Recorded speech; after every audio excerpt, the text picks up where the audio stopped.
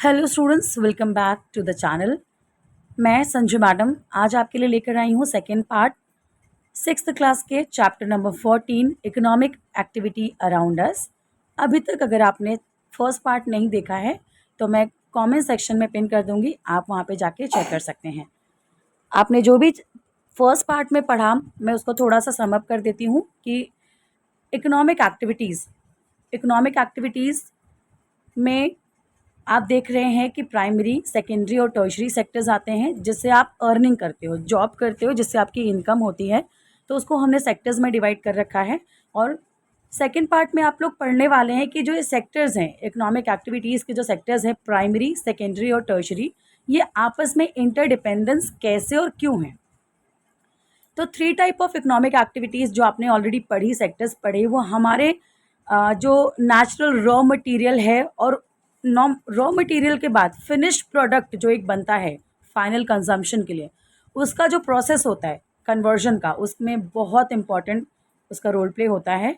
और अब अगर हम ये देखते हैं तो आप देखोगे कि अमूल जो मिल्क के प्रोडक्ट्स, डेयरी प्रोडक्ट्स जो बनाता है, उसमें अगर आप इसका इंटरडिपेंडेंस देखोगे तो आपको बहुत अच्छे से ये चीज़ें कवर हो जाएंगी, आप बहुत अच्छे से इन सारी चीज़ों को समझ पाओगे।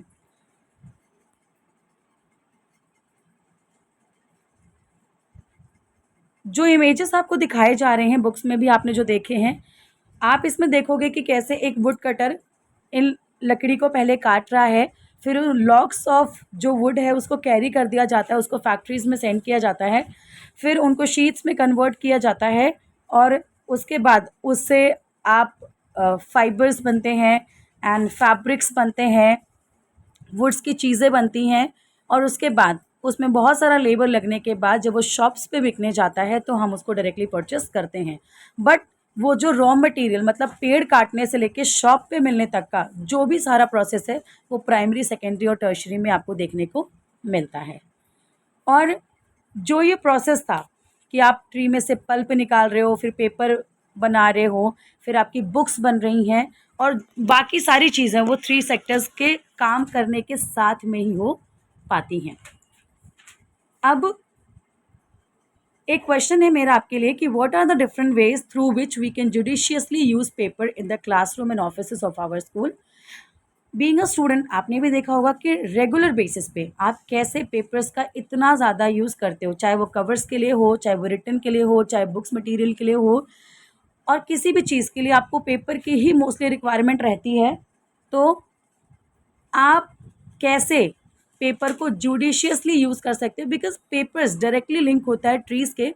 अगर जितना ज़्यादा आप पेपर कट करते हैं, यूज़ करते हैं, उतना ज़्यादा ट्री कटिंग होती है।